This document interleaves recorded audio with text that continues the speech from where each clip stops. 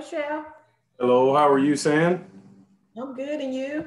I'm very well. Did you get any weather earlier today? At my office, I did, but coming home out here in Benton, it looked like it didn't do anything out here. But looking out the window now, it looks like it's starting to rain out here. You're in Little Rock? I'm in Benton. I work in Little Rock. We got a little bit of weather. I don't know, 2.5 hours ago, maybe. Mm-hmm. Pretty good for a minute. Gonna have to clean the pool. Yeah. How was your Father's Day? Very good. Thank you very much Good. for asking. Good. Heard from all of my kiddos. That's good. None of them live here in the state. Okay. I have a son in Utah and two daughters in Idaho. Okay. My son is just graduated in May with his master's degree in accounting. Wow. One daughter graduated a year ago in photography and interior design. She's the artistic one in the family. All right. She got married like a minute after she graduated, and we just found out she's expecting. So that's Congratulations. big grandpa. Yeah. And then the baby's still in school. She has another year in accounting. Okay. Okay. So, yeah, all my people are smart people. They don't take after me. Cut it out. So I got 6 o'clock. I got 6:01. Well, so do I actually. You may be the only one, but let's do what we were going to do for this evening. Okay. I want to show a couple of things. Okay. Do you have a cutting board or a cutting mat? Do you have a knife available around? I can right quick. At all? Yeah. Yeah, I sure can.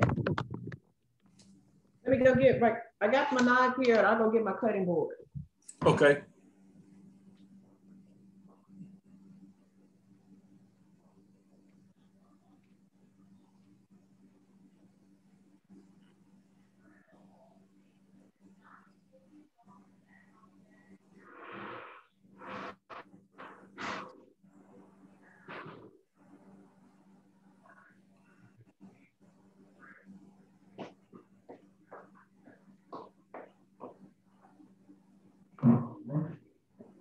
Great.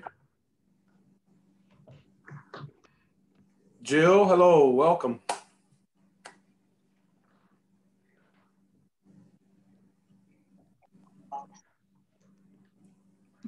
Can you hear me now? Me, yes. Yeah, Okay. good. Okay, good. Yeah. Do you have a knife nearby, a cutting board? I do not. I'm sorry I missed that memo, but I can get a knife. It's all right. I didn't send a memo. I probably said last week that I would. Y'all are gonna kind of get used to me. I'm gonna say I'm gonna do something sometimes, and 5 minutes later I'll forget we ever had the conversation. I don't write it down. Is that all we need right now is the cutting board and the knife? Yeah. Don't worry about anything to cut. Okay. Okay. I will. This is not going to be the perfect knife. I have to come to our office because the cell signal's bad, but I'm going to makeshift. So I have a knife. Oh, good. That's fine. Yep. That'll work. Okay. I want to show you. I want to show you one thing with the knives. Before I do, I want to show you this little trick. Okay. Safety trick. This thing I'm holding in my hand right here is a paper towel. And the paper towel was just run under some water just a little bit, and then I wrung it all out so that it's damp. It's not dripping wet, but it's damp. Okay. So if I move my camera down so you can see my cutting board, you just look at the cutting board. your cutting boards, and maybe you discovered this week while you chopped on a carrot and chopped on a little bit of celery and you diced an onion. Did either one of you have your cutting board kind of slide around a little bit? No? No. Good.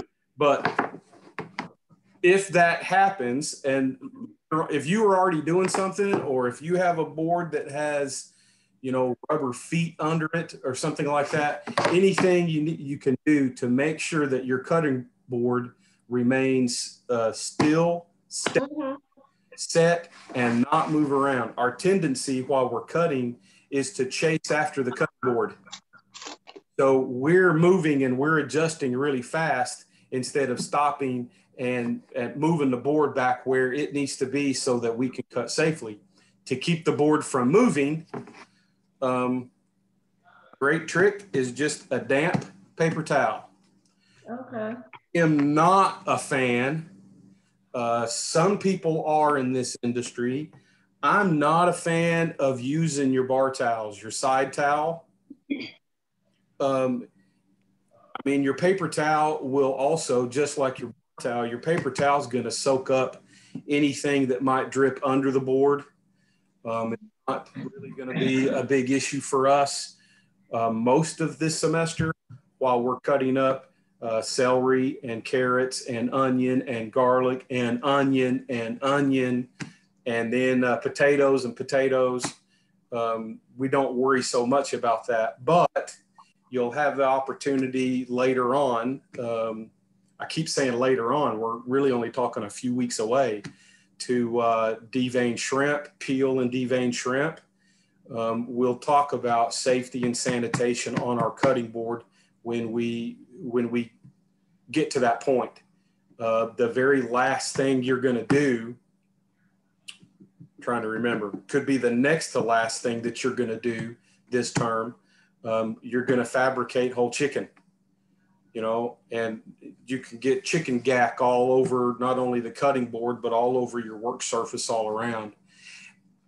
If you're using a towel, your bar towel, your side towel, if you're using that damp underneath the cutting board to secure the board, when the board is contaminated and it moves away, the tendency is to, if I have the towel, I'm going to pick it up, but I'm also, just without thinking, like a reflex, I'm going to wipe everything around. Well, I'm wiping everything around with a contaminated towel, right? Mm-hmm. That generally doesn't happen with that little damp paper towel that's sitting underneath. Now, if there's chicken gack that's gotten all around, or shrimp gack or something like that, we want to pick this up, trash it, sanitize the area, replace it, and come back to a cutting surface. I don't know if I'm trying to push this forward, and the cutting board's not going to move. Just with that little layer of damp paper towel, it's very secure, so that's safe. Types of knives, okay? I want you to be sure that you're using the chef's knife. The chef's knife has the curve in the blade, rather than using, for example, a Santoku. I have one of those. The straight edge. I'm going to show you here in a minute. I'm going to ask you to see my air quotes. I'm going to ask you to practice some of the motion. I want to see how fluid you are in your wrist and arm. That's pretty important that we get a few little steps down now early, so that you're going to be on point the rest of your cutting. You can't do the type of cutting that we do on an everyday regular basis. You really can't execute those cuts properly with this kind of knife because of the straight blade. Mm-hmm. Make sense? Yep. So we're going to get rid of that. It's not a bad knife. That's not a bad knife at all. It is, maybe next time I'll have a little display of knives, and we'll talk briefly about different kinds of knives and where it's most appropriate to use those knives. This is really a play on a sushi knife. In Asian cuisine, and less about their cuisine, but more about Asian methods, Asian techniques, straight-edged, straight-bladed knives are very appropriate to Asian food. So we're not going to do a whole lot of Asian food, not in food one, anyway. So here you go. Curved blade. Okay, we covered a little bit of this last time. So I would like you, and I know we're to play with cameras and all that. That's okay. Yeah, that's fine. You can just hold it up closer to the camera or whatever. That's what I want to see. I want to see your pinch. Okay. Show me both sides so I can see where you're. Yes, good. Oh, wait. The other, we got to be like a weatherman, you know, because there you go. And that looks good. Looks good. Yes, Jill. Good. That looks good, Jill. Good. Good on both of you. These fingers, these back three fingers, if you can see what's going on in my hand right here, okay? When it's relaxed, hand is relaxed, the grip is relaxed, or when I tense to grip it really hard. You see what's happening with you see the muscle tense, my knuckle move as I tighten up the grip. Now, if you can see, I want to keep the focus right here. Look at what is happening to my blade. When I grip my hand really hard, I'm going to grip and then release, grip and release. You see, it's subtle, but do you see how there's changes in the angle of the blade? Mm-hmm. Yes. Every little detail at this point, how we hold the knife, how we grip the handle, it should be very relaxed. These three fingers are really more for just support. The grip, and if there's any movement, you know, do you remember maybe high school physics, or I think it would have been in physics, where you learn a line, there's a fulcrum point. That fulcrum, yes, Jill, right there. That fulcrum is your pinch, your finger and thumb, index finger and thumb, not these three fingers. They're just there for support. Okay. Second, very important detail. The proper position, the way you're going to approach your cutting board, the way you're going to hold this knife, and it's hard to see. It's going to be hard to see through these kinds of cameras, but you need to make a straight line from the tip of your blade to your hand, through your wrist, to the bend inside your elbow. Okay. I know the way the camera looks, it looks like my knife is tilted, but if you look down, if you're sitting down, stand up. Okay. Yeah.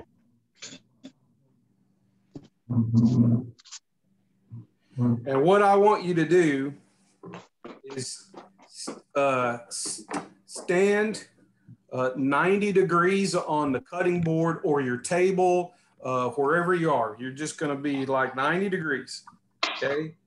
You and your table make T. Okay. When you raise your arms up, and you're holding your knife, the natural fall of your arm,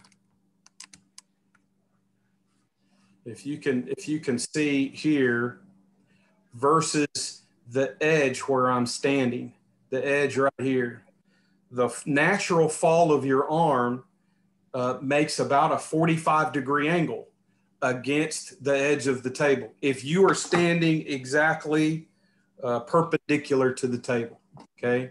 This is about 45 degrees. If you're looking, if my eye is going straight down and I'm looking exactly, my focal point right now is about the knuckle of my index finger.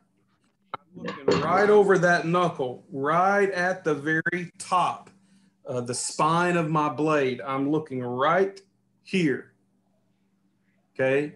Straight down over it. Here, I see from the tip of my knife, this makes a straight line with my arm clear up to the bend of my elbow. Okay. That's correct. That's very important. What I don't want you to do, okay, and this is a bad habit many have, and we need to break the habit right now. If you have this habit, look at this stance versus I'm going to stand straight, make a T perpendicular to my board, and I want to cut straight. So I cock my elbow in and I twist my wrist so that, let's say I'm going to cut on this potato. Visually, I want the potato to be exact, make a straight line parallel to the edge of my cutting board, right? Your eyes naturally want to do that. I want to cut potato chips out of this. So what am I going to do? The tendency is I'm going to break this straight plane, and I'm going to break it in my wrist, and I'm going to break it in my elbow. I'm going to force my elbow in as far as it can go, and then I'm going to overcompensate some more by cocking in or out the knife using my elbow. Can you see how uncomfortable that is? Yeah. Can you tell? So I'm really not forcing anything extra. You can see a little bit of glare on my knife blade. So focus on my blade. If you look at my blade, just cocking in my elbow, the blade tilts, right? You're going to hear me say this over and over and over and over in the coming weeks. To execute most of our cuts, your knife blade needs to make a perfect L shape, be 90 degrees from the cutting board. Okay. Your blade needs to be a perfect 90 degrees off of whatever you need to make an L. And so not straight up and down, not like this, but it's. Well, the first straight, before you cut anything, before you put anything on your cutting board to cut, your very first straight, and you have to keep this straight. Okay. Straight line. Tip of the blade to the bend in your elbow. Okay. This straight never changes. Okay. This is where you position the food, correct? So it's one of two things, Sand. You're exactly right. That's one of your options. Okay. I move around a lot. It's maybe a little bit of ADD or something like that. You know, I get real antsy, and I move around a lot. I've also spent 30 years standing in the same place, cutting over and over and over and over and over again. I actually haven't done that for 30 years, but a good 15 years I've spent 10 and 12 and 14 hours a day cutting, and then cutting something else and cutting something else. Okay. It taxes you to just stand in the same place all the time. You know, you sit down, you cross your legs, you uncross your legs, you cross the other leg, you uncross that leg, you know, blah, blah, blah, just to be comfortable. So you need to move the food so that my hand position is correct. Okay. Or, watch this, okay? My potato is making a straight line against my cutting board, straight line against the cutting board, right? I move me. I can tilt me, my whole body. Now it shows you my, you know, fat watermelon, but I tilt all of me so that I still maintain this straight line from the tip of the blade to the bend in my elbow. Okay. Okay. That's all correct. You will hopefully by the end of you will be accustomed to lining up what you're cutting and your knife, moving the food around, and not being so fixated on the food has to be exact center point of the cutting board. It has to be a certain way, on the cutting board. You will get accustomed to, this is my proper position. I'm comfortable standing like this, so I'm going to adjust the food. Okay. Okay. That makes sense. The takeaway for now is you never adjust this. Okay. You don't break this. You don't adjust this. You don't adjust this. You move you, or you move the food. Okay. Most of the times, probably a combination of both of those. You'll stand like this and stand over here and then move it again over there. That's all fine. Okay. Now, I'm going to show you this, and then y'all hold on for a minute. I'm going to ask you to move your camera down so I can see. You know, I'm on my laptop. Let me see if I can log in on my phone. You're okay. You can tilt your laptop a little bit. I just want to see. Like that? That's fine. Okay. That's close enough for government work. Okay. So look. Okay. We talked last week about your guide, right? It's kind of a bear claw, your fingers curled under, okay? And you don't hurt my feelings if you haven't, but how many of you have been watching the news or the Cosby Show, or I've done it, yeah. Watching the reruns of The Office? I like The Office, you know, and I've been walking around the house doing it. While you're walking? Yeah. Well, all right. You were never afraid of running around the house when you had a lollipop in your mouth? Afraid you're gonna fall and then get I was careful. What did y'all think about doing this? Yeah. Kind of goofy? Yeah. Yeah, I mean, it definitely feels unnatural. My question of that, what you showed the other week, is you're pushing the food with that hand, right? I'm about to show you. I'm not going to ask y'all to actually cut anything. Okay. So you're gonna basically shadow cut, but before we all finish and log out, I'm gonna chop up on this potato, and I'll show you what I'm talking about. But yes, you are I'm moving some, and then I kind of have to regroup a little bit, and I might push a little bit through.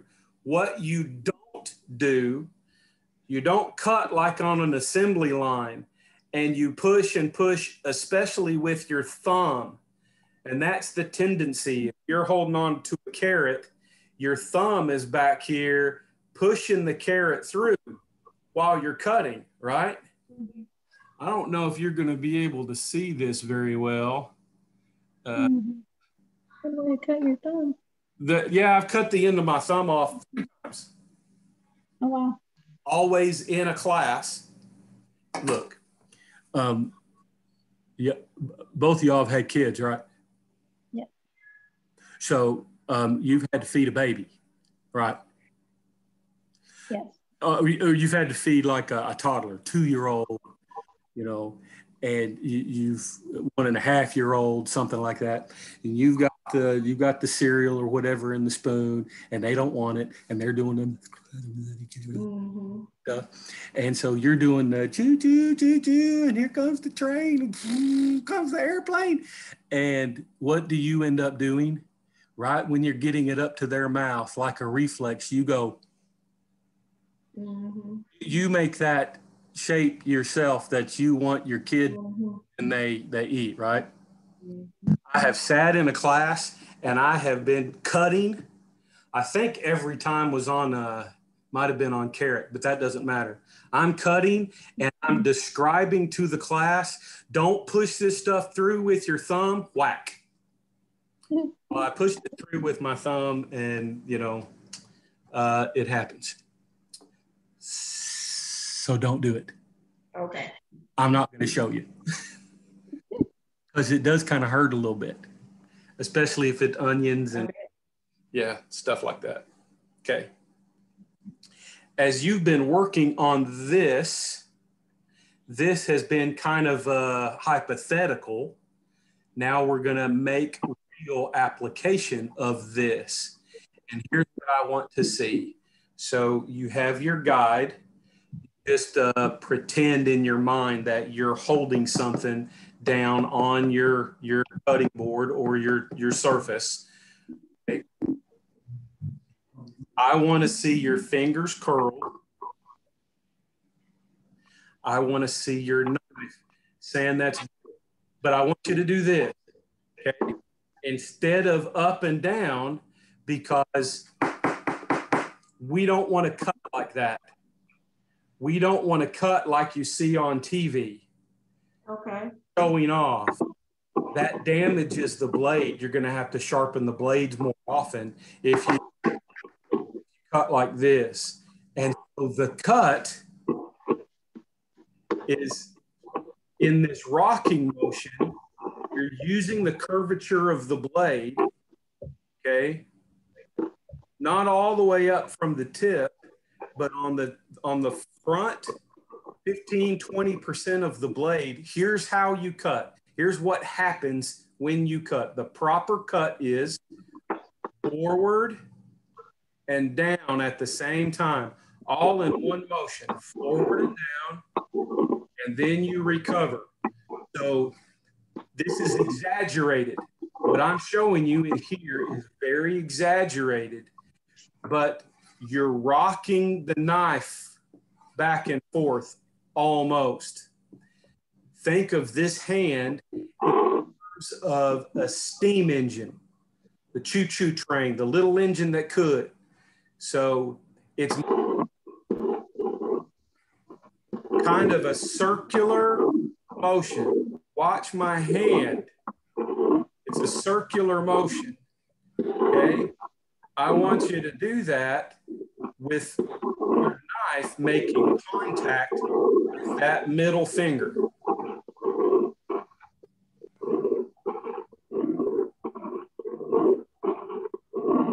Here's a habit. Here's a habit that we want to break. First of all, San, yeah, I want you to move the knife just a little bit, or your hand, so that your knife is flat against your great finger, right in the middle of your great finger. not on the side of it. Like that? This hand and your knife makes a perfect T. See how against this finger, that's like a perfect T. Okay. Forward and down, and then follow through. So you move forward still a little bit more, and then very fluid, you come back up. I call it recover. Cut and recover. Cut, recover. Cut and recover. In this hand, the handle of your knife, the hand that's gripping your knife, is making kind of a reverse choo-choo. But the cut is forward and down. Cut, recover, cut, recover. What you don't want to do is cut. You're not pulling the knife back towards you when you cut.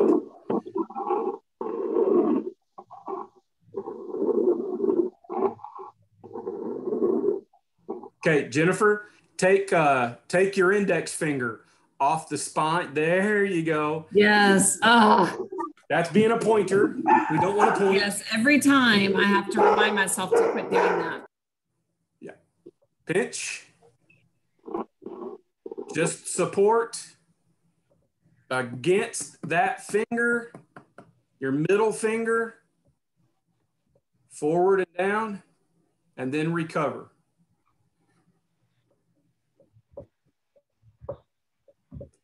Okay, San? Yes? I want your knife to always maintain contact with your board. Don't come up off of the board. Oh, okay. Forward and down, and then back. Let this make a circular motion. Forward and down, and then back. Hey, Chef?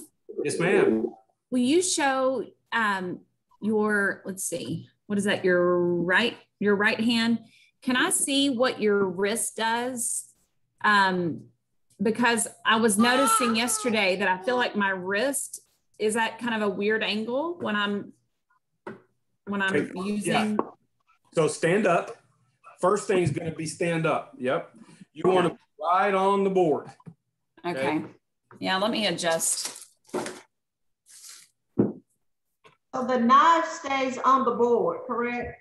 For now, yes. There are going to be some cuts that we're going to do that you raise the knife up off of the work surface, but okay. We're not there yet. So Jennifer, just a quick little review. Your knife from the tip of the blade should make a straight line through your hand with your arm all the way to the curve, the bend in your elbow. Okay, so your wrist should never bend. No, we're especially this way. So it's more in your shoulder and a little in your elbow, but all this is very relaxed. Don't be tense. Imagine if you tense up all of these muscles and you have to chop by hand 200 pounds of potatoes. And that's your task in a day, or that's your task before you get lunch. To put that in reference, I think all of you have gone to the culinary school to pick up product. Jill, is this your first semester? It's not, is it? It is my first, yes, sir. Okay. And I was not able to make it. I didn't pick up product. I just used what I had. That's fine. When you go to the culinary school, where you pick up, you'll see boxes where we keep the potatoes. Those are 50-pound boxes. It is not unusual, especially as a grunt, as a newbie in the kitchen, even right out of culinary school. Maybe the first 2 or 3 months, a restaurant or a hotel or resort may be feeling you out before giving you more authority or whatever. And for tonight's dinner, here's 4 cases of potatoes, 200 pounds. Start cutting. The very first thing is going to be this basic technique that we've been covering. The second most important thing is you being relaxed. Your shoulder shouldn't be tense. Your elbow shouldn't be tensed. The way you stand should be comfortable. You know, hopefully when you're working in your kitchen at home, your cabinetry is the right height for you. Probably if you're doing this on your dining table, when I cut, when I do, I'll have little church groups and little neighborhood classes in my house.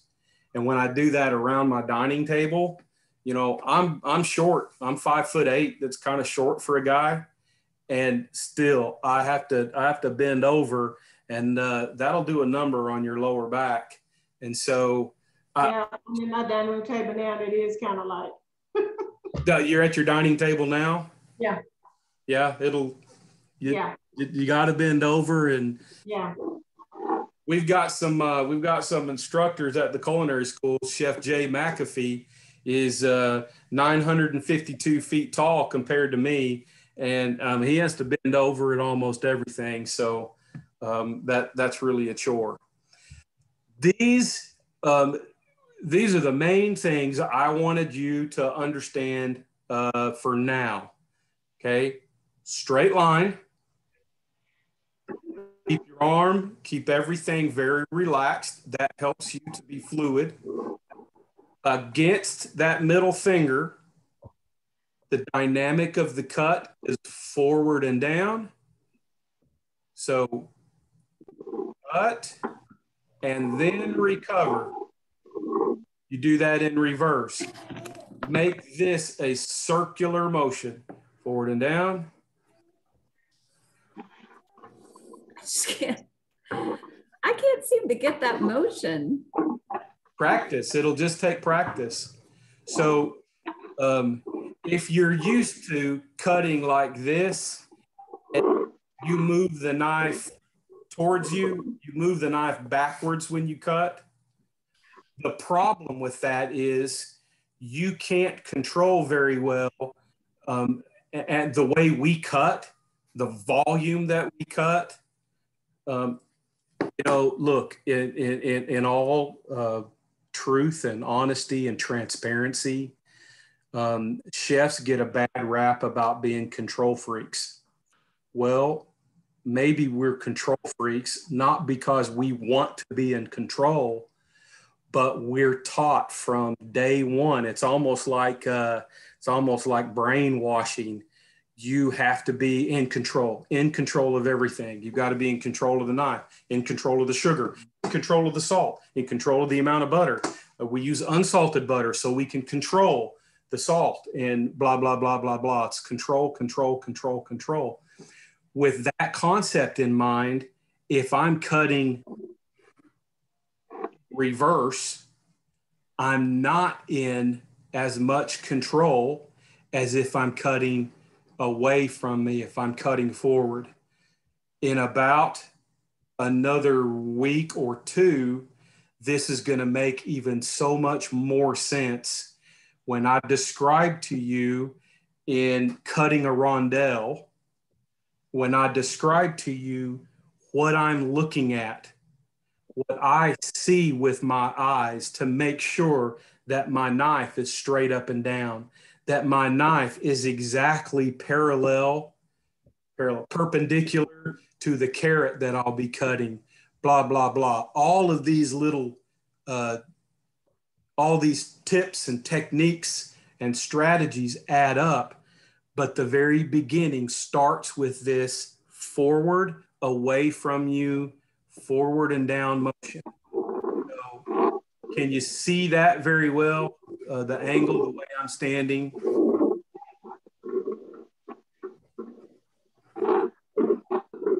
Does that look better, Chef?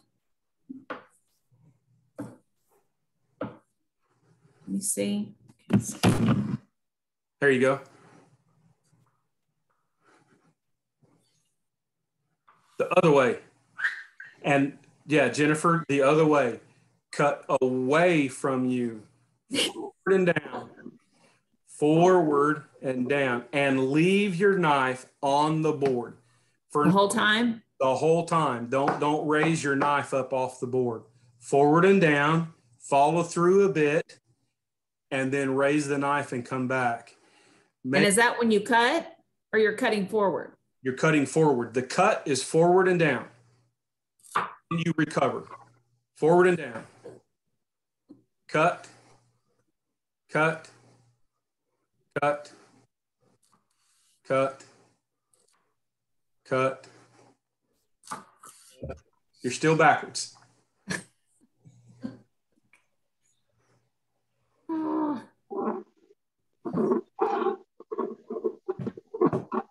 The other way. Cut.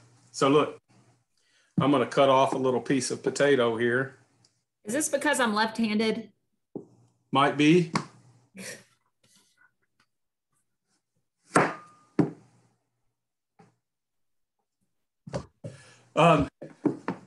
Sidebar, just a little side note. Notice, if you will, that right up top of my cutting board, I've got a big bowl. It's a medium-sized bowl. It's big for what I need right now. This is a waste container. Start getting in the habit of that already. Okay. So if you see for a lab in a particular week and you're going to cut everything all at one time, that is kind of the intention in our weekly labs. You want to have a smaller container. Don't go out and buy stuff. They can be mismatched. I don't care if they're Dixie cups. I don't care if they're Solo cups or if they're little Pyrex glass bowls, painting dishes. They need to be clean. I don't care what it is that you use.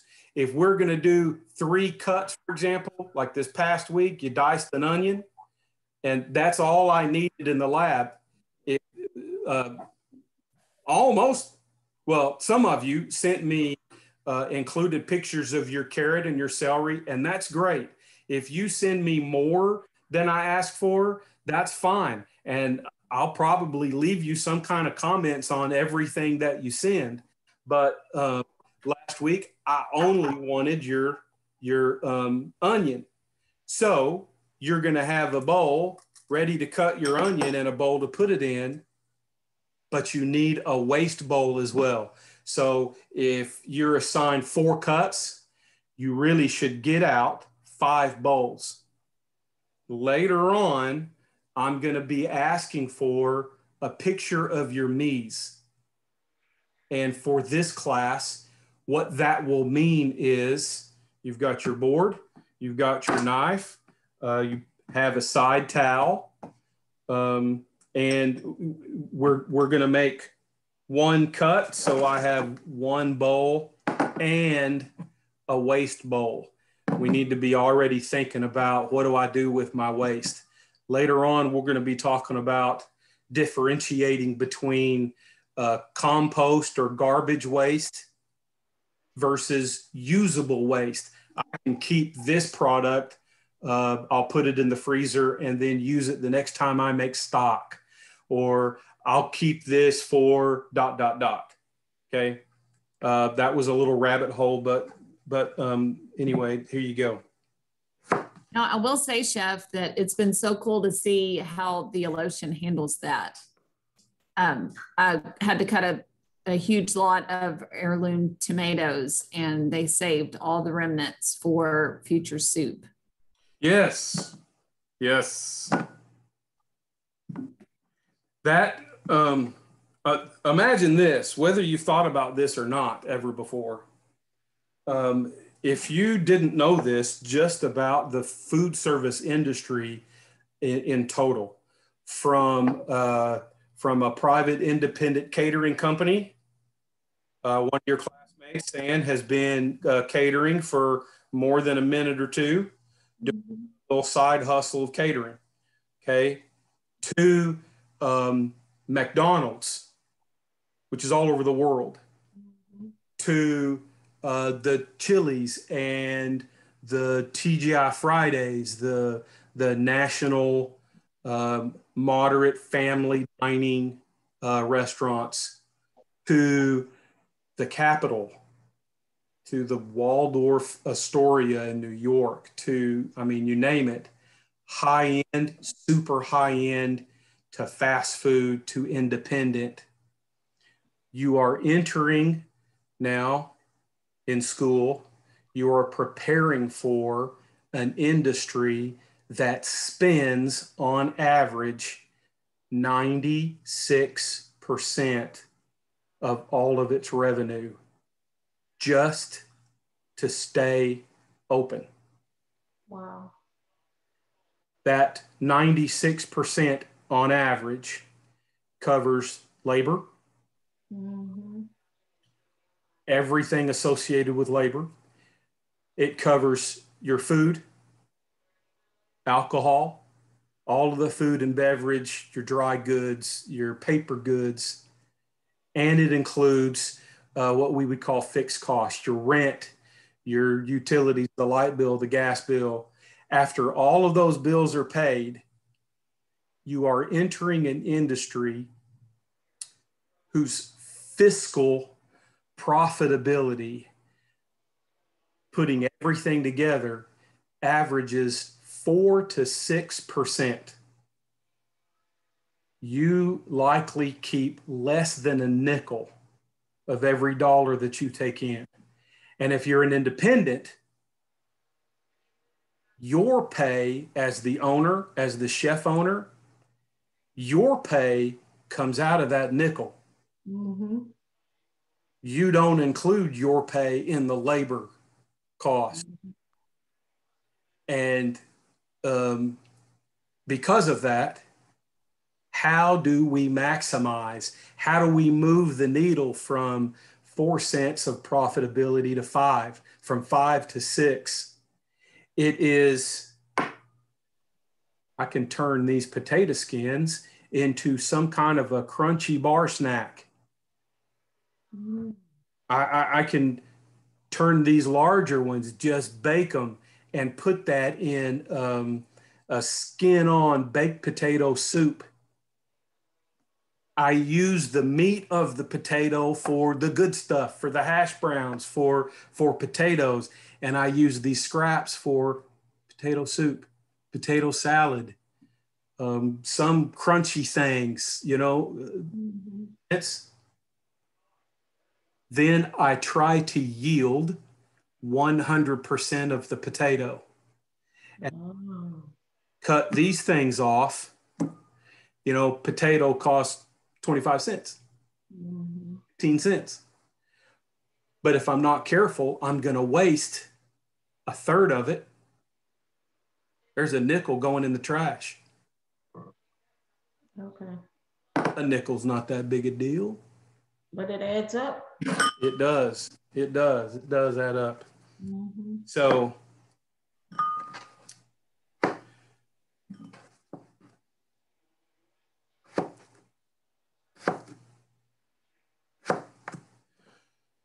here's just here's a few just miscellaneous cuts.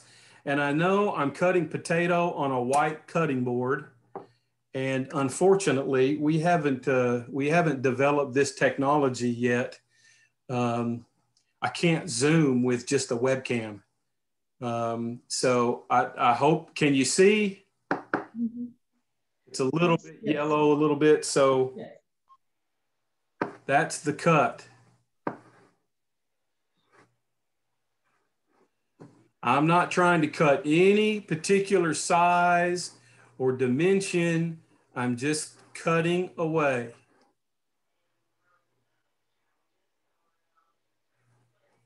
Now, what's happening, the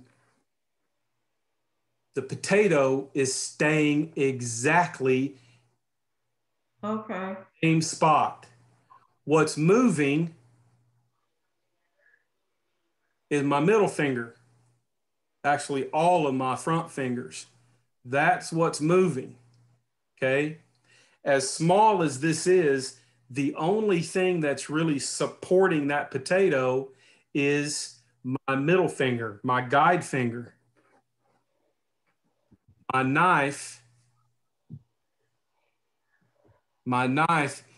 stays exactly against that finger.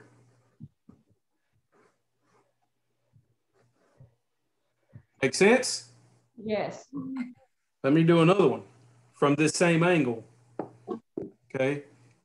Can you see that? Is that a good angle right there? Can you see that pretty good? Mm-hmm.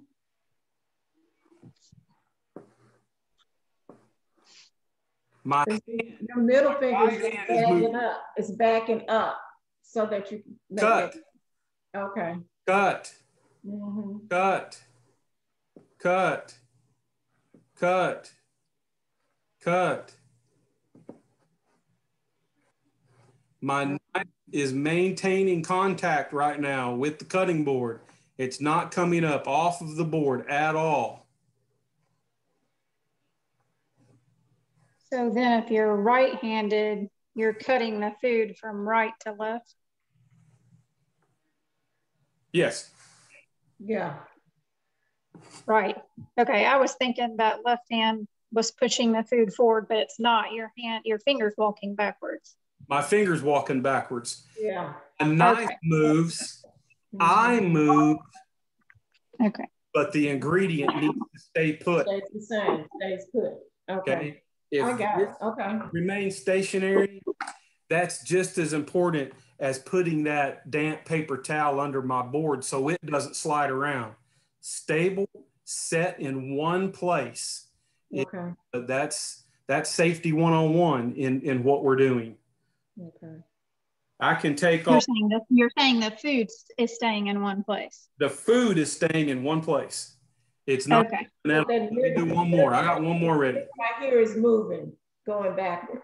So because I have such a small piece that I'm cutting, okay, I open my hand up with my thumb and my finger because this is all I have to cover, okay? Right. I'm not worried about these fingers, right? But I'm in the habit of, as we need to be, these four fingers all curl in together, okay? How's that? Is that better? So Jeff, sorry, but so when do you lift, at what point do you lift the knife to put in contact with the product to cut? So I'm going to start my cut with the knife resting on about the front 10 to 15% of the blade. Okay.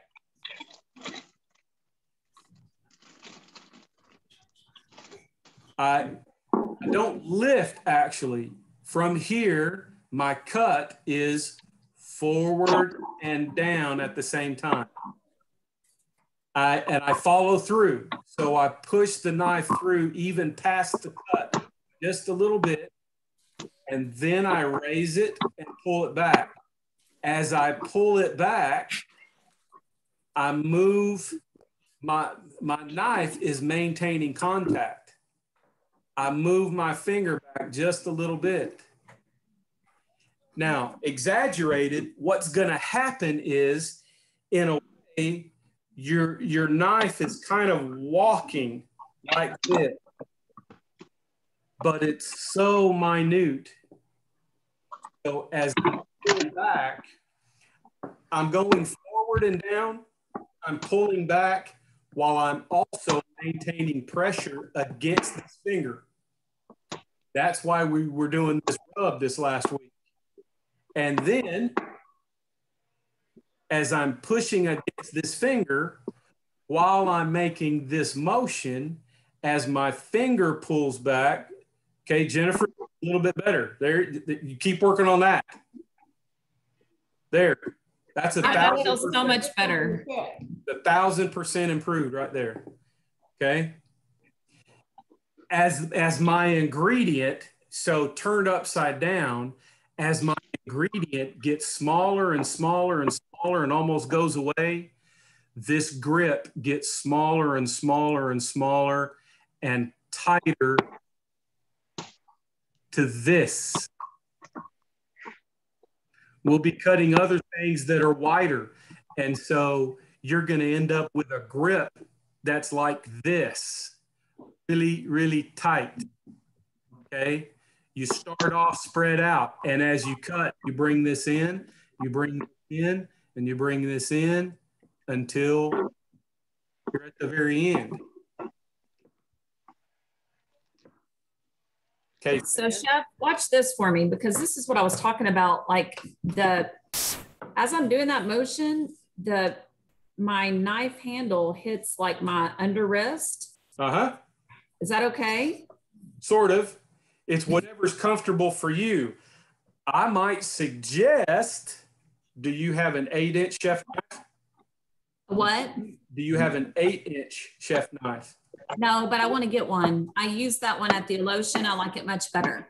That's going to be part of the issue. You've got such a long blade. Okay. That's different for every person. I prefer an 8-inch for that very reason. Okay. When you get more comfortable with it, then you're going to be just cutting away like a trained professional.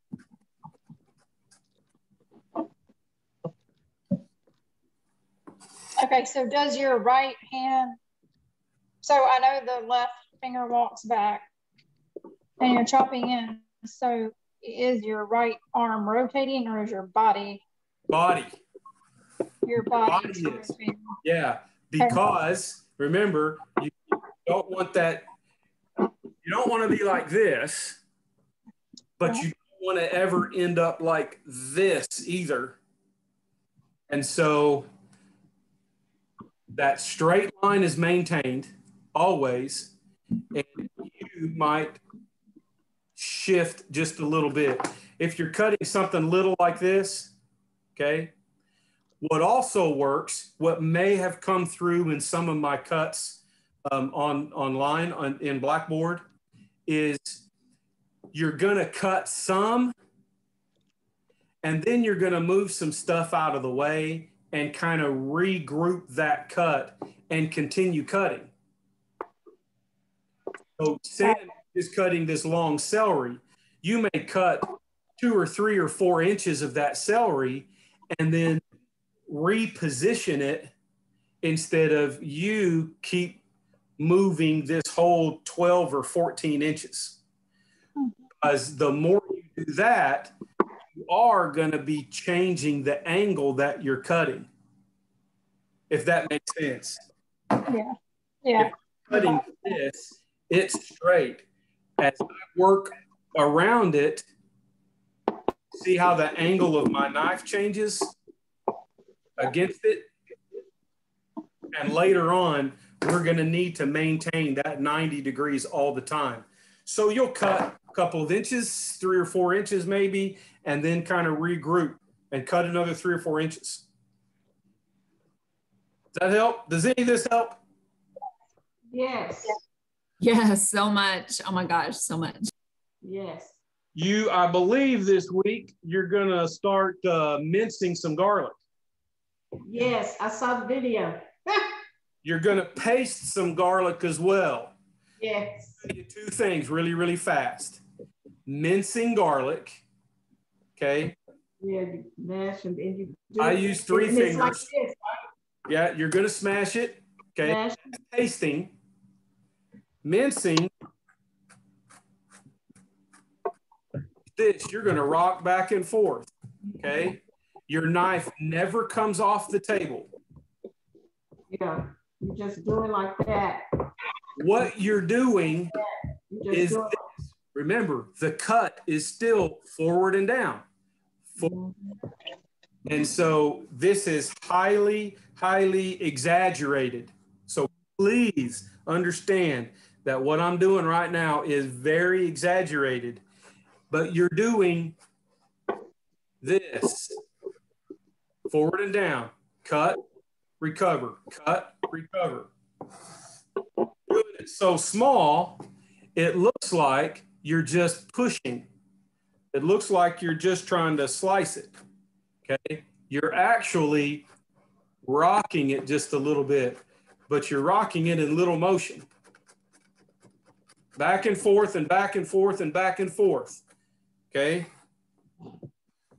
Mince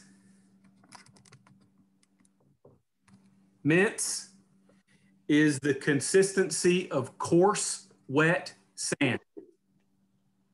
If you don't have coarse, wet sand yet, it's not minced all the way.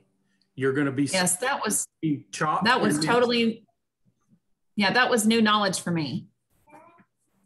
I thought it was like little tiny, you know, like kind of like a smaller version of a dice. It is, but it's so small that it is a proper mince. Is just think of coarse, wet sand. Coarse ground black pepper. Not big chunks, not cracked, but coarse. I mean, you can feel the grind. Think of kosher salt. That size, that's good mince. From that mince, you're going to paste, and I want you to try your best effort at pasting. I don't have garlic here with me right now, and to get to the pasting, but paste is going to be paste is going to be where garlic water starts to come out. You know, you have any of you ever made homemade, made your own peanut butter or almond butter or cashew butter, any kind of a nut butter? I would say try it, but I'll just explain to you what happens. You can put peanuts in a food processor. You can put peanuts in your blender. And at first it's going to really whine, and it's going to, you know, chop up against the sides, and you're going to feel like you're going to break something. And then it's chopped really fine, and it's chopped to the texture of about sand. And then all of a sudden, peanut oils are released, and it gets wet. You need to keep pressing and spreading the way I show you in the video. You need to keep pressing and spreading the minced garlic until it starts to give out its own water. And then you compile it all together, and it's hard to tell that you have individual discernible pieces of garlic. It's more of, it's paste. It's a little bit wet. You'll know it when you're there. If you're not sure, pass the knife another 2 or 3 times. I usually say the same thing. If you think you're really close to the mince, but you're not really sure, just pass the knife again 2 or 3 times. Call that insurance. What else? I've got time. I got 2 minutes past, 3 minutes past time.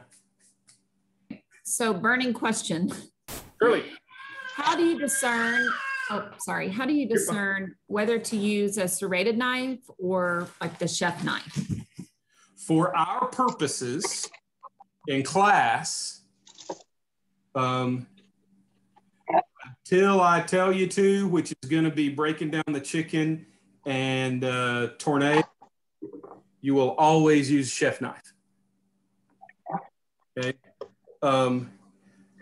Yeah. Next week, I said I would probably do this after that question. For next week, I'm going to bring a few different knives, and we'll talk about different knives and when to use with the appropriate time, the appropriate context and place to use different kinds of knives. But I'll tell you that about 98% of everything that I do in my life and have my entire career has been a chef knife and a paper knife. So we'll cover serrated, the difference between just a serrated utility knife and a bread knife, and we'll talk about cheese knives. It's fair, Jennifer. That's fair. Not quite there yet, right? A little bit finer. Yeah. It's got to be teeny tiny. Sand. Any other questions? No, sir. Y'all have a wonderful night. Have a good week. Text me. Thank you. Thank you. And You know I'll text. and Sand, it's perfectly fine. It's not a bother at all. I'm here as support for you. I'm here to help you succeed. I'm here to help you as you begin this. Y'all, you are just at the beginning, and Okay. there's always more questions on the front end until you get used to things.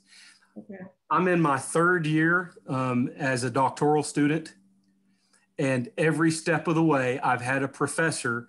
I won't get into all of the dynamics, but we're using a very unique learning management system. We're using a very unique, a customized Blackboard. It's not Blackboard, but it's the department's own built learning management system.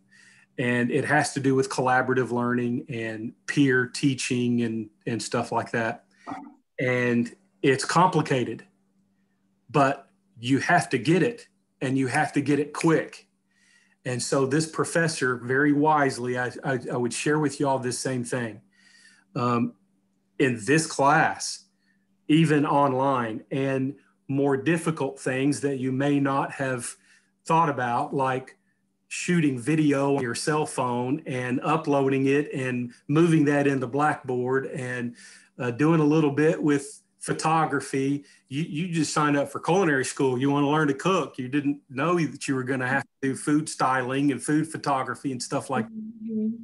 Especially in this class, be patient with yourself. Be patient with the process, and give yourself time to learn. If you have questions, ask. When I'm next to my phone or by email, I'm going to respond. Now, it's not outside, and I have a little pool. You can see the pool noodles behind me. I like to get wet for a little bit, and just a little bit. I'm as white as this chef coat, so I can't be out there too long. But I'm not always by my phone. But San, especially, I think you can attest that Mm-hmm. I respond to you in 2 hours. Yeah. So I'm going to respond to you pretty quick. Oh, yeah, he does. So Yeah. Jeff, I want to rewatch tonight, practicing the rocking motion. After I kind of practice and get it down, can I schedule a Zoom with you? absolutely. To Yep. get your feedback? Yes. I just don't want to do it wrong for much longer, because I've gotten so used to the wrong way. We'll break the habit. One-on-one is perfectly fine. I'm gonna process this. I've got a few minutes before my night class here, so I'm gonna go ahead and get this started, and I might get it up before the night's out. Okay. I might get it up by 10:30 tonight, and then it'll be there. Yeah, we'll go from there. Okay. Chef, I do have one question, just to clarify on the coursework for this week, because some of the weeks it said like what the quiz was over, what chapters, but this one just says week 4 quiz. So is it over chapter 4 and 9, or is it just one of those chapters? So here's, I'd have to go back and look to be just 100%. Okay. But it's just I like think some it is, of 'cause them. I took that quiz already. Okay, so was it, I just want to make sure, I was a little confused. We should be reading chapter 4 and chapter 9. Is that correct? I think that's correct. Yeah, because Okay. I took that quiz last week, so I think so. Yeah, it was. Yeah. If you look at the syllabus, Mm-hmm. I'm going to give you kind of the code. Okay. I'm a little bit of, you don't have to, well, yeah, if you've got it there in front of you, even better. If you get the syllabus, and if we just focus on the course schedule, you know, week 1, blah, blah, blah, week 2, blah, blah, blah, week 3, blah, blah, blah. So we're in week 4 right now. The key terms that are assigned for this week are the chapters, they're the chapters for next week. Okay. The key terms for week 4, you will see again, more or less, in the week 5 quiz. Okay. What I'm doing here is 2 things. One, we kind of develop a little bit of a habit of at least cracking the book. Now look, I'm not naive. I weren't born yesterday. I'm probably an Arkansas person, but, and I know this is recorded, but if I discover in a week or 2 that the professor's not actually making me read everything, I'm probably not going to read everything. No, I can't do that because I got to understand what I'm looking at. Me too. I do try to read it. Hallelujah. Y'all are the I students. got to understand what I'm looking at. Well, and it's honestly so interesting. It is. It really is. That's why that's the reason why I wanted to take this, just the background, to get the history. So I know, you know, I've been doing it cooking, you know, and catering for so long. Now I want to learn what the history is, why this is done. And In food 1, I'm trying to create in you a habit and understand a particular cycle. Because when you go to food 2, we follow the same format. Okay. So this past week in food 2, Jennifer knows, y'all will do the same thing. So this was week 3. We did sous vide. The key terms for last week dealt with grilling and potatoes. And maybe that was it. Maybe a little bit on beef. Because this week in week 4, you're going to roast fingerling potatoes. You're going to grill a ribeye steak. You're going to grill it to medium rare. And so understanding a little more Maillard reaction and degrees of doneness and different types of potatoes and stuff like that. Week, you crack the book and get introduced to it. This week, you physically do it. And then at the end of the week, you take your quiz, which is covering what you just did in the week. Does that make sense? Yeah. Kind of, sort of? Yeah, kind of, sort of. I mean, I don't want to take up other people's time. I may just have to get with you because looking at the syllabus and what's online just is a little confusing to me. And in the syllabus, like for week 4, it says read on cooking chapters 2 and 3. And then it says explore on cooking chapter 11 and 12. What do you mean by explore? That's kind of flip through the pages. You probably see those again in other weeks. Right off the top of my head, for example, you should see chapter 10 probably show up 2 or 3 times on the syllabus. I don't expect you to read chapter 10 2 or 3 times, but chapter 10 gets into specific cooking methods.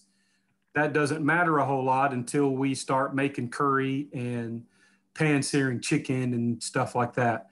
And so explore is just kind of be familiar with maybe the sidebar terms, but most of your key terms and your quizzes will come out of the read chapters. Okay, because like the syllabus for week 4 says read chapters 2 and 3, but online, the course content, it says it has attached chapters 4 and 9. So that's just where I'm confused. Am I supposed to do 2, 3, 4, and 9? Like they're just different. Oh, I have to look and see. Yeah. So I guess I just want to know which ones I'm supposed to do for the test. Do you save the key terms? Yes. Last Yes. last week's key terms, those chapters should be what Is this week? quizzes are built Okay. from this week. Okay. This week's key terms should be the chapters that next week's quiz will come from, so on and so forth. Same Okay. did this week's. Yeah, because I've done I'm looking at my key terms for week 4, and that was for chapters 9 and 7. Okay. The key terms, week 4. Because, yeah, like even looking ahead at week 5 next week, it says read chapters 23, 25, and 27, but online, the course content, it just has chapter 2 and 3 attached. Well, you mean for the book? Yeah. Yeah, remember he said he was just, the whole book is not on there. You have to have the book. No, I have the book, but I guess like I just clearly want to know what we're supposed to read for the quiz. And I guess what you're telling me is I just whatever the chapters that I got the terms out of the week before is what's going to be on that next week's quiz. That's what you're saying? Yes. Okay. I guess I'm not clear on what when you're in course content, what do you mean this week says chapter 2 and 3, or like on the course content for this week, for week 4 that we should be working on this week, it has, the lecture, it has the kitchen math, the lab, the week 4 key terms, and it says week 4 quiz. Then there's 2 attached files, the On Cooking chapter 4 menus and recipes, and On Cooking chapter 9. So to me, it looks like we would do because chapter 4 or not. Those are PowerPoints from the publisher. Right. That's what that is. Okay, I was thinking you said that was the first when you said maybe there was a chapter attached, but okay. The first 2 weeks. First 2 weeks. Week 1, I gave you chapter 1 book. That's all we had. Right. Week 2, I gave you chapter 5 out of the textbook. Right. Yeah. All I can do without violating copyright laws. Yeah, that makes sense. Which I have the book. I guess that's what I'm just saying. I just wanted to be clear what I was supposed to read, but okay, I'll go back and look at it. And if I have any more questions, I can text you. Okay. I'm gonna go back and look too to make sure that I took some stuff away and I moved some things around, to set up the summer. This was a 16-week course that's pared down to 10. Mm-hmm. I've already been called on the carpet for missing a couple of due dates that, an assignment is still up there, but it says it was due back in February or March or something like that. Y'all disregard those. Yeah, I saw that and I figured it was old stuff. So it was old stuff, and I tried to rebuild everything without also recreating the wheel. And as chef's always right, except for when he's not right. And so I'm not right a lot, except for the food.